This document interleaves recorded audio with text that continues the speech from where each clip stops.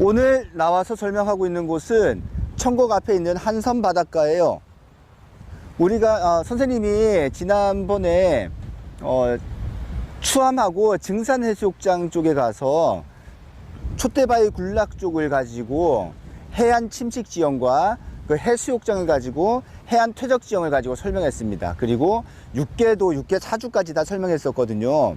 자, 여기는 똑같은 구조입니다. 모든 해안은 곳과 안으로 들어와 있는 만으로 구성되어 있고, 에너지가 강한 곳에서는 침식 작용이 나타나고요, 에너지가 약한 만에서는 퇴적 작용이 나타납니다. 자, 그대로 이쪽으로 보시면, 네, 저기 옆에 끝에 보이는 바위 보이시나요? 해안 절벽이 있고 해안 절벽 앞에 바위 하나가 따로 떨어져 있죠. 바로 해안 침식에 의해서 나타나는 해시계와 그 다음에 시스텍을 볼 수 있습니다. 자, 그 다음 이쪽 끝으로 가볼게요.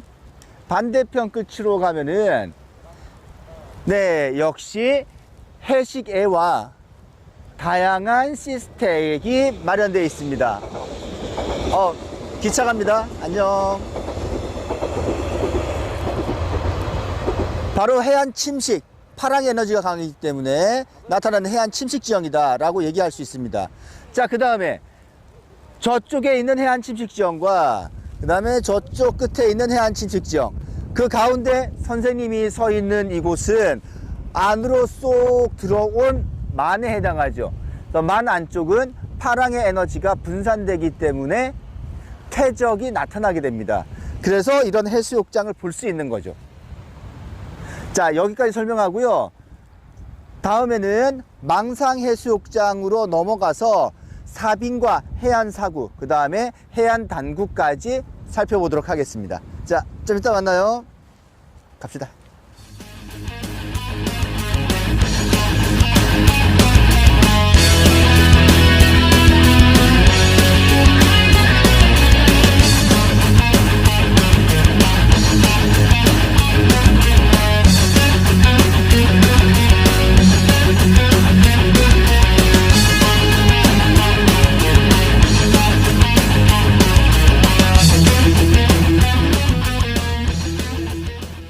다시요. PD 다 됐어. 네, 시작하셔도 될 것 같습니다. 네. 자, 우리 자꾸 자라 그래, 처음을. 우리 바닷가를 같이 한번 걸어볼까요? 이쪽으로 따라오시죠.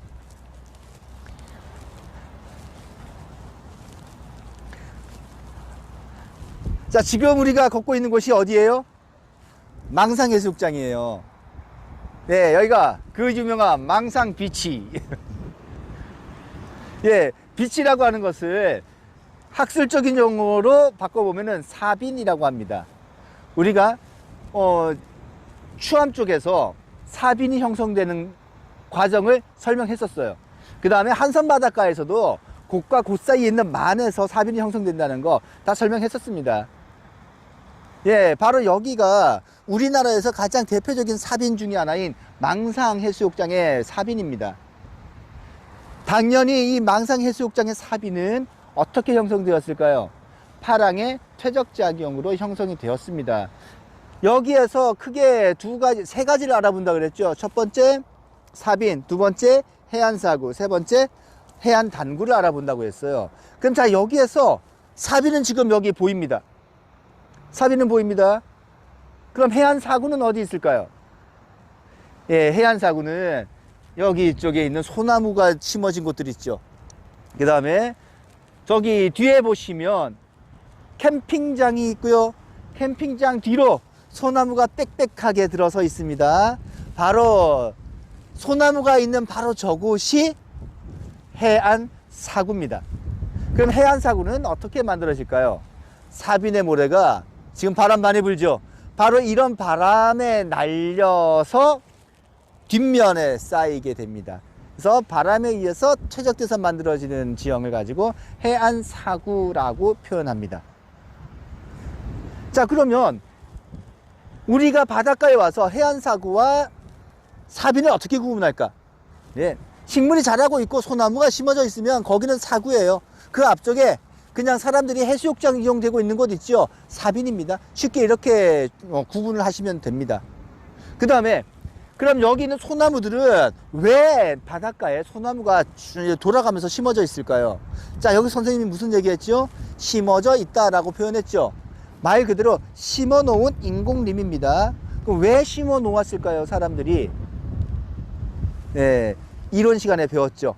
그것은 바람이 불어서 넘어가는데 바람만 불어서 넘어가는 게 아니라 여기에 있는 모래도 같이 날려서 넘어갑니다. 그런 사람이 살고 있는 공간은 바닷가에서 보통 해안 사구 뒷면에 마을이 발달하고 농경지가 발달합니다. 그런데 바람이 불면서 모래가 계속 넘어가게 되면 농경지와 사람이 살고 있는 공간 어떻게 될까요? 모래에 계속 잠식당하겠죠. 그래서 바람과 모래를 막기 위해서 해안 사구에 무엇을 심어 놓았어요? 예, 소나무를 심어 놓았습니다. 그래서 이걸 가지고 우리는 뭐라고 얘기합니까?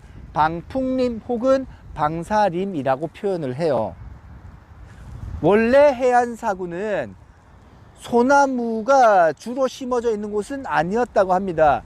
각종 사초들이라고 하는 애들이 자라야 되고요. 그 다음에 또 하나, 주로 자라던 그 꽃나무가 있어요. 그래서 이 꽃나무가 관동 팔경에서도 나옵니다. 그리고 지금 현재 우리가 부르고 있는 동료에서도 나와요. 무슨 꽃인지 아는 사람? 그죠? 용사민 선생님, 무슨 꽃이요? 해화. 네?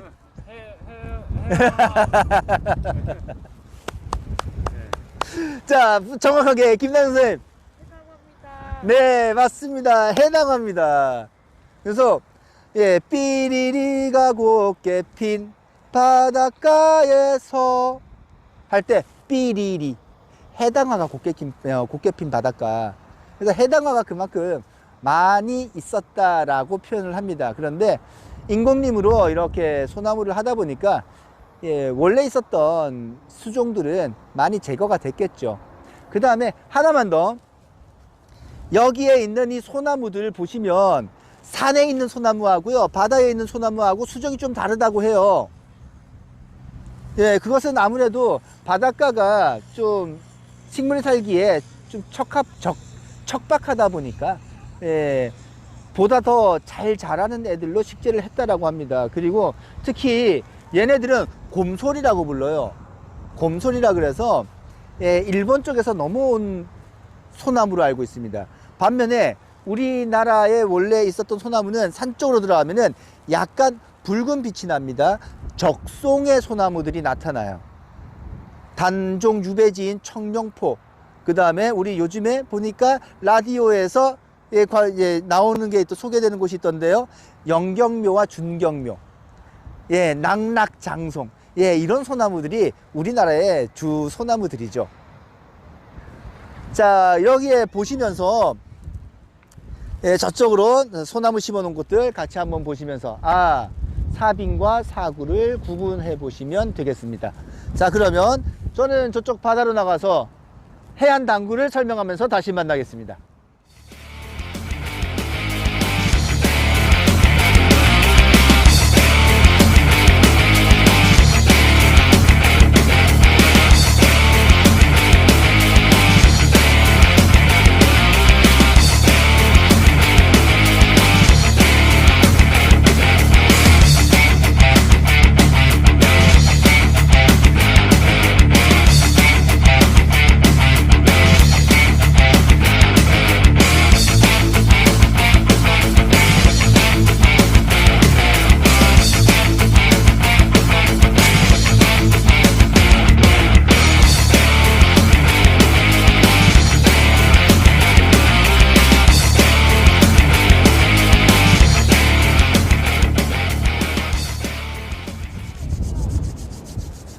우리 이제 녹음되고 있겠죠? 네, 헤드셋은 녹음 중이래요. 아, 그치? 야, 너는 불이 나오니? 잠깐만. 깜빡. 오케이, 깜빡거리고 있어. 선생님은 다시 바닷가 쪽으로 더 나왔습니다. 나온 이유는 이제 저쪽 바다 끝쪽에 보이고 있는 지형을 설명하기 위해서 나왔어요. 자, 저기 지형. 자, 수평선 쪽에 보면 화물선 하나가 보이고, 화물선 바로 왼쪽으로 절벽이 있고요. 거기에서 평탄면이 이렇게 형성되어 있습니다. 바로 저 지형을 가지고 해안 단구라고 합니다. 그리고 저기가 특별히 지명이 정동진이에요. 그래서 정동진 해안 단구라고 부르고, 해안 단구로서의 가치를 인정받았기 때문에 저 지역 중에 일부 지역은 천연기념물로 지정되어 있습니다. 자, 그러면 저 지형이 어떻게 만들어졌을까? 그것은 첫 번째 집안의 융기, 두 번째 해수면 변동, 두 가지가 같이 작용한다라고 표현했어요. 그러면 어떻게, 그냥 가정을 해봅시다. 지금 선생님이 얘기하는 거는 사실은 이해를 돕기 위해서 그냥 가정을 하는 거예요. 자, 우리나라가, 자, 바닷가가 해수면이 한번 내려갔다 올라오는데 10만 년이 걸린다고 취급해 봅시다. 그리고 우리나라 땅은 만년에 1m씩 융기하고 있어요. 올라가고 있다는 소리죠. 그러면 다시 해수면이 10만 년 동안 내려갔다가 다시 올라왔어요. 그러면 지표면하고 같은 높이가 돼야 되잖아요. 그런데 땅이 어떻게 되고 있다고요? 만년에 1m씩 융기. 10만 년 갔다 왔으니까 이 바다에 있는 얘네들, 사구라든가 혹은 사빈이라든가 파식대라든가 이런 애들은 10만 년 동안 10m 높아졌겠죠. 여기에서 10m 높은 곳에서 평탄면이 나타날 거예요. 한 번 더 내려왔다가 올라왔어요. 10만 년. 어떻게 될까요? 이렇게 돼 있겠죠. 그럼 바닷가 옆에 어떤 모양으로? 계단식의 평탄한 구름지가 나타납니다. 이걸 가지고 우리는 뭐라고 얘기해요? 해안 단구라고 표현해요. 네, 이걸 가지고 해안 단구라고 표현합니다.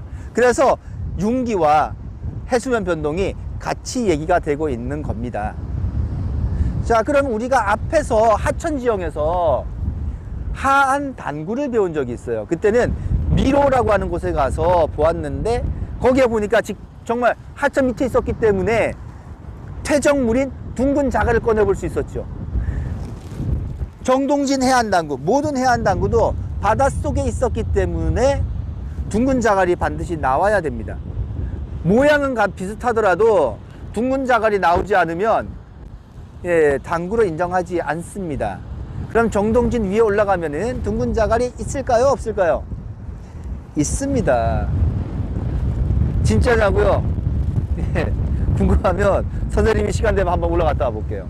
뭐 그 정도야 뭐 이제 뭐 어렵지도 않아요. 하도 다녀서.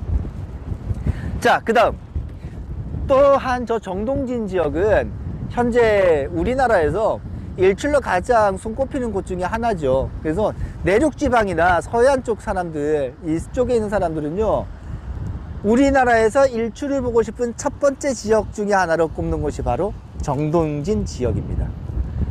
예, 그 정도로 관광 명소로 지금은 올라와 있는 그런 곳이라고 볼 수 있겠죠. 하나만 더 보고 갈까요?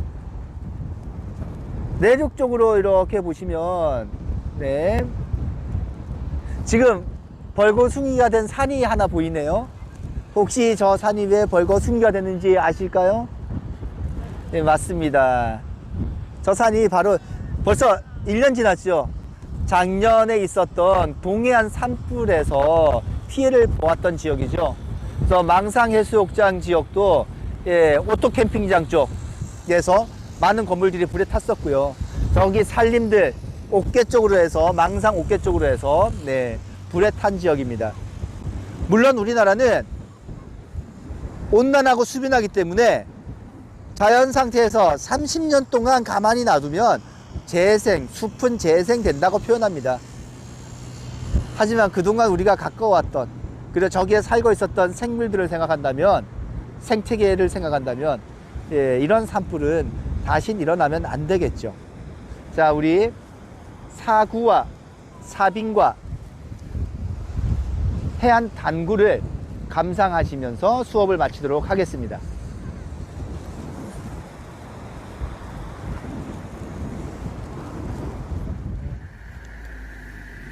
자, 여기는 정동진입니다.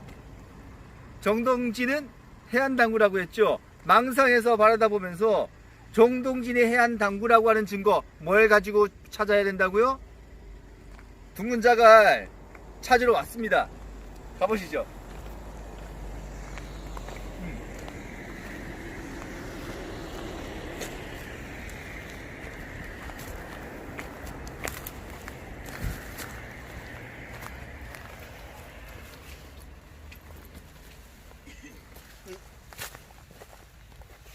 자, 여기는 돌밭입니다. 자갈들 굉장히 많이 있죠. 자, 지금 여기 보이는 이 돌, 둥근 자갈 보입니까? 예, 둥근 자갈 있죠. 자, 여기도 전부 다 둥근 자갈들이 있습니다. 예, 따라서 여기는 과거에 물밑이었다, 바다 속이었다라고 하는 거 증명할 수 있죠. 자, 그 다음에 선생님이 하나만 더 보여줄게요.